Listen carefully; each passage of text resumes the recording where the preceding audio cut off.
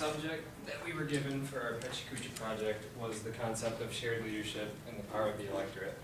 I was interested in further exploring this concept because I didn't really have a good understanding of what it meant before we started talking about it these past few weeks in class.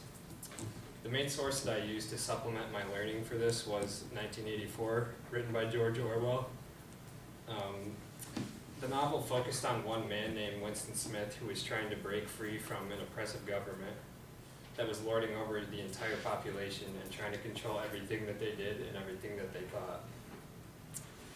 Besides 1984, I used two paintings to further supplement my learning, the first of which is titled The Sowers, painted by Thomas Hart Benton. This painting is meant to illustrate the cruel and inhumane manner in which the Nazis treated the Jewish people that they were oppressing. The second painting is titled Unable to Work by David O'Leary. In this painting, a group of Jewish prisoners viewed in a forced labor camp are pictured sickly and emaciated, no longer being able to provide the labor that their Nazi captors desired from them. It shows how once you are no longer useful, an oppressive government will get rid of you as soon as they deem necessary. From all these different sources, some similarities can easily be found. They all do a fine job of illustrating the effects of an oppressive government and what can happen when these oppressive governments are left to themselves for too long. When all the power is concentrated in a small group of people or even one single person, everyone who falls under their leadership lives in a state of perpetual suffering.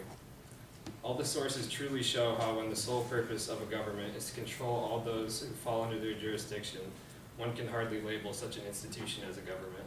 A government is supposed to live to serve the people that are under them, not the other way around. My own personal viewpoint is very similar to George Orwell's opinions that are scattered throughout 1984. George Orwell creates a world in which the government attempts to control the every thought and action of every one of its citizens.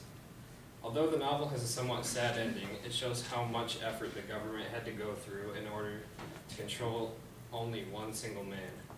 Perhaps if more than one man had bothered to stand up to the government, a greater effect would have been had. Perhaps they could have even taken over, and a new government that grants its citizens the basic civil liberties that we have grown accustomed to could have flourished. The most surprising thing that I learned throughout my research into this topic is very similar to what I stated in the past few slides. The impact that the actions of a single individual can have is truly astonishing. Even with the odds stacked against him, Winston Smith was able to cause great trouble for the government that he disagreed with. Imagine if only a larger amount of people had done the same thing as Winston. The most important thing that I learned throughout